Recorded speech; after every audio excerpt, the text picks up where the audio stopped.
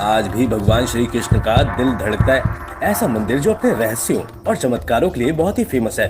ये मंदिर हिंदुओं के 4 धामों में शामिल है और इसका इतिहास 800 सालों से भी ज्यादा पुराना है। तो दोस्तों चलिए आज की वीडियो में आपको बताते हैं इस मंदिर के बारे में विस्तार से। दोस्तों हम बात कर रहे हैं ओडिशा के पुरी शहर के जगन्नाथ मंदिर के बारे में। ये मंदिर भगवान श्री कृष्ण से जुड़ा हुआ है। इसके रहस्यों की पड़ताल करें तो शायद आपके गले से भी कई बातें नीचे न उतर पाएं। जगन्नाथ मंदिर का सबसे बड़ा रहस्य ये है कि इसके शिखर पर लगा झंडा हमेशा हवा के अपोजिट डायरेक्शन में लहराता है। वैसे आमतौर पर दिन के समय हवा समुद्र से धरती की तरफ चलती है और शाम को धरती से समुद्र की तरफ, लेकिन आपको जानकर हैरानी होगी कि यहाँ यह प्रक्रिया उल्टी है। अब ऐसा क्यों है, ये रहस्य आज तक कोई नहीं जान पाया है। हर शाम को मंदिर के ऊपर लगे झंडे को चढ़कर बदला जाता है। झंडा भी इतना शानदार है कि जब ये लहराता है तो इसे सब देखते ही रह जाते हैं। झंडे पर शिव का चंद्रमा बना हुआ है। जगन्नाथ मंदिर की चोटी पर एक सुदर्शन चक्र भी लगा हुआ है, जिसके बारे में कहा जाता है कि उसे किसी भी दिशा से खड़े होकर देखें, पर ऐसा लगता है कि चक्र का मुंह उसके ही तरफ है। इसे नील चक्र भी कहते हैं। यह अष्टधातु से बना हुआ है। इस तरह एक और रहस्य ये है कि मंदिर के गुंबद की छाया हमेशा गायब ही रहती है। उसे जमीन पर कभी कोई नहीं देख पाता। मुख्य गुंबद की छाया दिन के किसी भी समय पर भी दिखाई नहीं देती है। इस मंदिर से जुड़ा एक और रहस्य ये है कि मंदिर के ऊपर गुंबद के आसपास अब तक कोई पक्षी उड़ता हुआ नहीं दिखा है। मंदिर के शिखर के पास पक्षी उड़ते नजर नहीं आते, जबकि देखा गया है कि भारत के अधिकतर मंदिरों के गुंबदों पर पक्षी बैठ जाते हैं या आसपास उड़ते नजर आते हैं। इसको लेकर लोकल्स लोगों में ये धारणा है कि जिस भी दिन ऐसी घटना घटेगी अशुभ समय शुरू हो जाएगा। मंदिर के ऊपर से प्लेन उड़ाने की भी मनाही है। मंदिर के अंदर समुद्र की लहरों की आवाज किसी को भी सुनाई नहीं देती है, जबकि समुद्र पास नहीं है। लेकिन मंदिर से एक कदम बाहर आते ही समुद्र की लहरों की आवाज साफ सुनाई देने लगती है। इसे शाम को साफ साफ महसूस किया जाता है। इसे भी बेहद आश्चर्य और रोचक के रूप में देखा जाता है। इस मंदिर की रसोई भी सबको हैरान कर देती है। दरअसल यहाँ भक्तों के लिए प्रसाद पकाने के लिए 7 बर्तन एक दूसरे के ऊपर रखे जाते हैं, लेकिन हैरानी की बात यह है कि सबसे ऊपर रखे बर्तन में ही प्रसाद सबसे पहले पकता है। फिर नीचे की तरफ एक के बाद एक बर्तन में रखा प्रसाद पक जाता है। इसके अलावा ये भी कहा जाता है कि यहाँ हर दिन बनने वाला प्रसाद भक्तों के बीच कभी कम नहीं पड़ता। चाहे 10-20 हजार लोग आए या लाखों लोग, सबको प्रसाद मिलता ही है। लेकिन जैसे ही मंदिर का गेट बंद होता है वैसे ही प्रसाद भी खत्म हो जाता है। 500 रसोई 300 सहयोगी के साथ यहाँ पर भगवान जगन्नाथ जी का प्रसाद बनाते हैं। आपको बता दें कि जगन्नाथपुरी मंदिर की तीनों मूर्तियाँ प्रत्येक 12 साल में बदली जाती है और पुरानी मूर्तियों की जगह नई मूर्तियाँ लगाई जाती हैं। मंदिर में मूर्ति बदलने की प्रक्रिया भी बेहद रोचक है, क्योंकि जिस वक्त इस मंदिर की मूर्तियाँ बदली जाती हैं उस समय पूरे शहर में बिजली काट दी जाती है। मंदिर के आसपास पूरी तरह से अंधेरा कर दिया जाता है। मंदिर में किसी की भी एंट्री पर पाबंदी होती है और सिर्फ उसी पुजारी को मंदिर के अंदर जाने की इजाजत होती है जो मूर्तियाँ बदलता है। मूर्तियाँ बदलते वक्त पुजारी की आंखों पर भी पट्टी बांध दी जाती है। इसके बाद इस मंदिर में मूर्तियाँ बदलने का प्रोसेस शुरू होता है। मान्यता है कि जब मूर्तियों को बदला जाता है तब मूर्तियों में से ब्रह्म पदार्थ को निकालकर इन मूर्तियों में लगाया जाता है। ब्रह्म पदार्थ को कृष्ण का दिल माना जाता है। मंदिर के पुजारियों का मानना है कि यह ब्रह्म पदार्थ है जो अष्टधातु से बना है, लेकिन यह ब्रह्म पदार्थ जीवित अवस्था में है। इस ब्रह्म पदार्थ को देखने वाला अंधा हो सकता है या उसकी मृत्यु हो सकती है।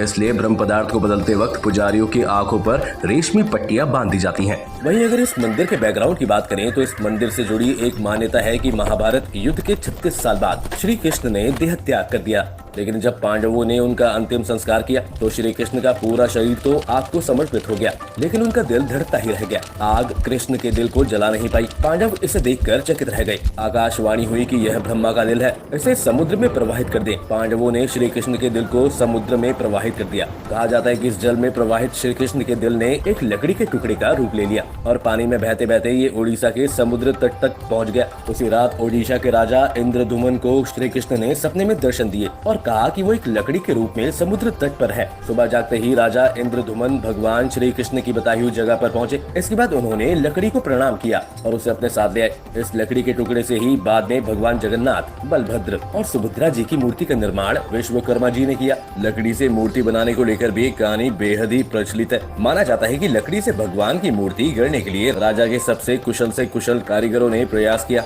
लेकिन कोई भी लकड़ी में एक छेनी तक भी नहीं लगा सका। तब भगवान विश्वकर्मा एक बूढ़े व्यक्ति के रूप में बड़े ही कारीगर बनकर राजा के सामने उपस्थित हुए। उन्होंने राजा को कहा कि वे इस लकड़ी के लट्ठे से मूर्ति बना सकते हैं, लेकिन उन्होंने राजा के सामने एक शर्त रख दी कि वो तभी मूर्ति बना सकते हैं जब उन्हें 21 दिनों तक अकेले कमरे में रहने दिया जाएगा और उनको मूर्ति बनाते हुए कोई नहीं देखेगा। राजा ने उनकी शर्त मान ली। 20 दिनों तक बंद कमरे से आरी, छैनी, हथौड़ी की आवाजें आती रही, लेकिन 21वें दिन राजा इंद्रयुम्न की रानी गुंडीचा अपने को रोक नहीं पाई और वो दरवाजे के पास गई, लेकिन उन्हें कोई भी आवाज सुनाई नहीं दी। उन्हें लगा कि कारीगर मर गया है। उन्होंने राजा को इसकी सूचना दी कि अंदर से कोई आवाज सुनाई नहीं दे रही है। इसके बाद राजा को भी ये लगा कि वो शायद बूढ़ा बड़ई मर गया है। राजा ने शर्त को दरकिनार करते हुए कमरे का दरवाजा खोलने का आदेश दिया। जैसे ही कमरा खोला गया तो उन्होंने देखा बूढ़ा व्यक्ति गायब था और उसमें 3 अधूरी मूर्तियां पड़ी हैं। भगवान जगन्नाथ और उनके भाई बलभद्र के छोटे छोटे हाथ बने थे, लेकिन उनकी टांगे नहीं बनी थी, जबकि उनकी बहन सुभद्रा के तो हाथ पांव भी नहीं बनाए गए थे।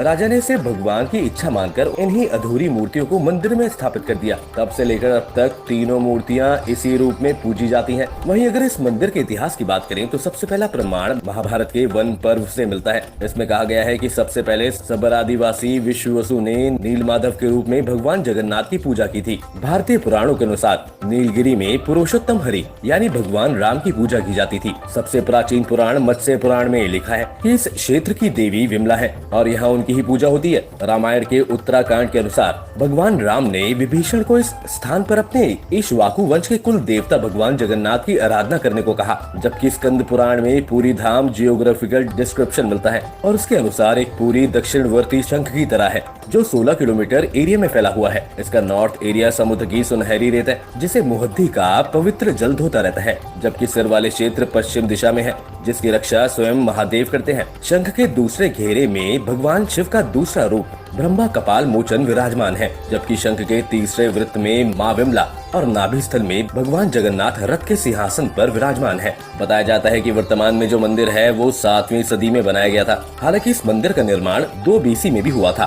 गंग वंश के इतिहास से पता चला कि इस मंदिर का निर्माण कार्य कलिंग राजा अनंत वर्मन चोटगंग देव ने शुरू किया था। इसके बाद साल 1197 में ओडिशा के रूलर अनंग भीमदेव ने इस मंदिर के निर्माण कार्य को पूरा किया। इसके बाद से इस मंदिर में पूजा अर्चना शुरू हो गई थी। बताया जाता है कि सन 1558 में अफगान जनरल काला पहाड़ ने ओडिशा पर अटैक कर दिया और इस हमले के दौरान उसने जगन्नाथ मंदिर पर भी हमला कर दिया था। उसने इस मंदिर में मूर्तियां और मंदिर के भाग ध्वस्त कर दिए थे और इस मंदिर में पूजा बंद करवा दी थी। बाद में रामचंद्र देव ने इस क्षेत्र में अपना अलग अलग राज्य स्थापित किया। उन्होंने जगन्नाथ मंदिर का पूर्ण निर्माण करवाया। ऐसा कहा जाता है कि इन्वेडर से बचाने के लिए जगन्नाथ की मूर्तियों को चिल्का झील में 3 बार दफनाया गया था। बता दें कि मंदिर वैष्णव परंपराओं और संत रामानंद से भी जुड़ा हुआ है। गौड़िया वैष्णव कम्युनिटी के लिए इस मंदिर का बहुत ही इम्पोर्टेंस है। बताया जाता है कि इस कम्युनिटी के फाउंडर श्री चैतन्य महाप्रभु भगवान की ओर आकर्षित हुए थे और कई वर्षों तक पुरी में ही रहे थे। आपको बता दें कि कुछ हिस्टोरियन का ये भी मानना है कि इस मंदिर की जगह पर पहले एक बौद्ध स्तूप था और उस स्तूप में भगवान बुद्ध का दांत रखा गया था। बाद में इसे श्रीलंका के कैंडी पहुंचा दिया गया।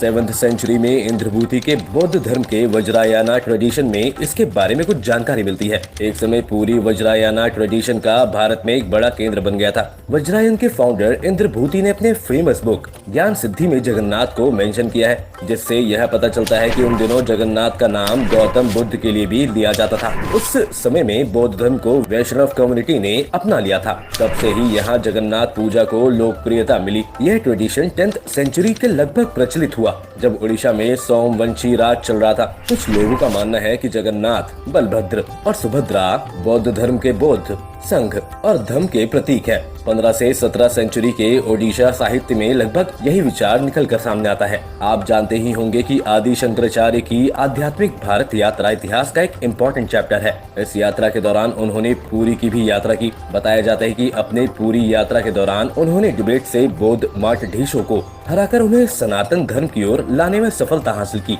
शंकराचार्य जी द्वारा ही यहाँ गोवर्धन पीठ की स्थापित किया गया था। इस पीठ के पहले गुरु के रूप में शंकराचार्य जी ने अपने 4 शिष्यों में से एक पद्माचार्य को अपॉइंट किया था। बताया जाता है कि इस धार्मिक विजय के याद में ही श्री शंकर और पशुपात की मूर्तियां जगन्नाथ जी के रत्न सिंहासन में स्थापित की गई थी। मंदिर द्वारा ओडिशा में पब्लिश्ड रिकॉर्ड्स मदला पंजी के अनुसार पुरी के राजा दिव्य सिंह देव सेकंड के समय में उन 2 मूर्तियों को हटा दिया गया था। इस मंदिर से जुड़ी कुछ और इम्पोर्टेंट जानकारी के बारे में आपको बता दें। कहा जाता है कि महाराजा रणजीत सिंह ने इस मंदिर की इम्पोर्टेंस देखकर यहाँ पर भारी संख्या में सोने का दान किया था। उन्होंने अपने अंतिम दिनों में वसीयत में अपना विश्व प्रसिद्ध कोहिनूर हीरा इस मंदिर को भेंट करने की बात कही थी, लेकिन उस समय तक अंग्रेजों ने पंजाब पर अपना अधिकार करके उसकी सभी शाही संपत्ति जब्त कर ली थी, वरना कोहिनूर हीरा आज ब्रिटेन की बजाय भगवान जगन्नाथ के मुकुट की शोभा बढ़ा रहा होता। इसके बाद चलिए अब आपको इस मंदिर के स्ट्रक्चर और आर्किटेक्चर के बारे में भी बता देते हैं। मंदिर का एरिया 37,000 वर्ग मीटर के एरिया में फैला है और यहाँ 4 दीवारी से घिरा हुआ है।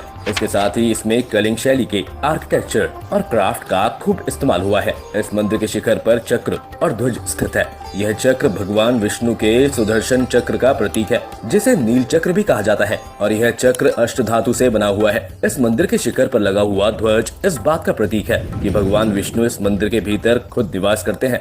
इस मुख्य मंदिर के आसपास 30 छोटे बड़े मंदिर स्थापित हैं। जगन्नाथ मंदिर का मुख्य ढांचा एक 65 मीटर ऊंचे पत्थर के चबूतरे पर बना हुआ है। इसके भीतर आंतरिक गर्भगृह में कई देवताओं की मूर्तियां स्थापित हैं। इस मंदिर की मेन बिल्डिंग एक 20 फीट ऊंची दीवार से घिरी हुई है और इसकी दूसरी दीवार मंदिर के मुख्य भाग को घेरे हुई है। इसके साथ ही इस मंदिर में स्थित भगवान जगन्नाथ, बलभद्र और सुभद्रा की मूर्तियां एक चबूतरे पर स्थापित है, जो इस मंदिर के मुख्य भगवान हैं।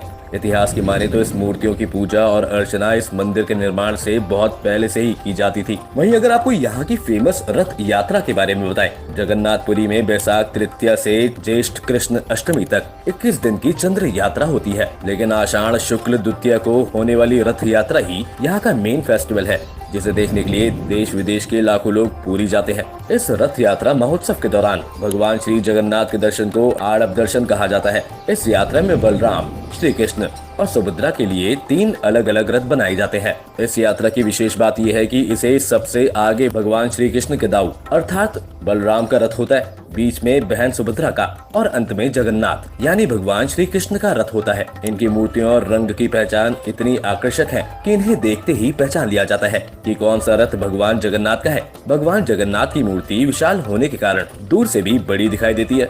इस रथ यात्रा में महत्वपूर्ण बात यह है कि भगवान जगन्नाथ का नंदी घोष रथ 46 फीट ऊंचा, बलराम जी का ताल ध्वज रथ 45 फीट ऊंचा और देवी सुभद्रा का दर्प दलन रथ 44 फीट ऊंचा होता है। बलराम जी के रथ को ताल ध्वज कहते हैं, जिसका रंग लाल और हरा होता है, और बीच में चलने वाले सुभद्रा का रथ दर्प दलन या पदपक्ष के नाम से फेमस है, और भगवान जगन्नाथ के रथ को नंदी घोष या गरुड़ ध्वज कहते हैं। इसका रंग लाल और पीला होता है। पूरी यात्रा के तीनों रथ शुद्ध नीम की लकड़ी के बने होते हैं। नीम की लकड़ी का चयन एक स्पेशल कमेटी द्वारा किया जाता है। रथ यात्रा के लिए रथों का निर्माण काम अक्षय तृतीया से ही शुरू हो जाता है। इन रथों को बनाने में करीब 2 महीने का समय लगता है। हर साल वसंत पंचमी से दशपल्ला के जंगलों में लकड़ी को जुटाने का काम प्रारंभ होता है। इन रथों का निर्माण श्री जगन्नाथ मंदिर के बड़े ही करते हैं। इनको भोई सेवायत गण कहते हैं। 200 से अधिक बढ़ई मिलकर इन 3 रथों का निर्माण करते हैं। इन रथों के निर्माण में किसी भी प्रकार के कील या कांटे या दूसरे किसी मेटल का प्रयोग नहीं होता है। हर साल रथ यात्रा के लिए नए रथ बनाए जाते हैं और पुराने रथों को तोड़ दिया जाता है। जगन्नाथ मंदिर से रथ यात्रा शुरू होकर पूरी नगर से गुजरते हुए ये रथ गुंडीचा मंदिर पहुंचते हैं। यहाँ भगवान जगन्नाथ, बलभद्र और देवी सुभद्रा 7 दिनों के लिए विश्राम करते हैं। गुंडीचा मंदिर में भगवान जगन्नाथ के दर्शन को आड़प दर्शन कहा जाता है। गुंडीचा मंदिर को गुंडीचा बाड़ी भी कहते हैं। यह भगवान की मौसी का घर है। इस मंदिर के बारे में पौराणिक मान्यता है कि यहीं पर देव शिल्पी विश्वकर्मा ने भगवान जगन्नाथ, बलभद्र और देवी की मूर्ति को बनाया था। वहीं रथ यात्रा कैसे शुरू हुई, इसको लेकर विद्वानों का अलग अलग विचार है, लेकिन प्रचलित मान्यता की बात करें तो जब सुभद्रा अपने भाइयों से मिलने द्वारका आती हैं, तो उन्होंने भगवान श्री कृष्ण और बलराम से नगर भ्रमण की जिद की। तभी भगवान श्री कृष्ण ने बलराम के साथ दिव्य रथ सजाए और तीनों रथों में बैठकर पूरे नगर में भ्रमण किया। तब बहन सुभद्रा अपनी मौसी गुंडीचा से मिलने जाती हैं। मौसी की जिद करने पर तीनों 10 दिन के लिए मौसी के घर में ही रहते हैं। जब 10 दिन के बाद वह फिर द्वारका लौटते हैं। उस दिन को 11 के रूप में मनाया जाता है। जब भगवान 10 दिनों के बाद द्वारकापुरी पर लौटे तो भव्य स्वागत किया गया। उसी दिन से जगन्नाथ रथ यात्रा शुरू होने की कथा प्रचलित है। इसके साथ ही वीडियो में आखिर में जाते जाते यहाँ से जुड़ी कुछ और महत्वपूर्ण जानकारियों के बारे में भी आपको बता देते हैं। कुछ किताबों में और लोगों के बीच फैली कहानियों से ये पता चलता है कि ईसा मसीह सिल्क रूट से होते हुए जब कश्मीर आए थे तो बैथलेहम जाते वक्त उन्होंने भगवान जगन्नाथ के दर्शन किए थे। इस मंदिर के नियम कानून से एक विवाद भी जुड़ा हुआ है, जैसे कि यहाँ पर गैर हिंदू धर्म के लोगों की एंट्री भी बैन है। माना जाता है कि ये बैन कई विदेशियों द्वारा मंदिर और आसपास के क्षेत्रों में घुसपैठ और हमलों के कारण लगाए गए हैं। इतना ही नहीं, जिन लोगों का गैर हिंदुओं से रिलेशन हो उन्हें भी यहाँ दर्शन करने की अनुमति नहीं है। इसी वजह से 1984 में भारत की पूर्व प्रधानमंत्री इंदिरा गांधी को भी यहाँ दर्शन के लिए अनुमति नहीं मिली थी। उस समय उन्हें बाहर से ही पूजा करने के लिए कहा गया था। नवंबर 2005 में थाईलैंड की राजकुमारी महाचाकरी ओडिशा के जगन्नाथ मंदिर पहली बार पहुंची थी, उन्हें भी एंट्री नहीं दी गई थी। इसके अलावा 2006 में स्विस नागरिक एलिजाबेथ जिलकर को कभी एंट्री नहीं मिली क्योंकि वह ईसाई थी, जबकि उन्होंने मंदिर को 1.78 करोड़ रुपए का दान किया था। तो दोस्तों, ये है जगन्नाथ मंदिर से जुड़ी कुछ रोचक और रहस्यमय जानकारी। आप क्या सोचते हैं जगन्नाथ मंदिर के इन रहस्यों, रोचक जानकारियों और विवादों के बारे में? अपनी राय कमेंट बॉक्स में जरूर रखिएगा। अगर आपको हमारी आज की वीडियो पसंद आई हो तो वीडियो को लाइक और शेयर करें।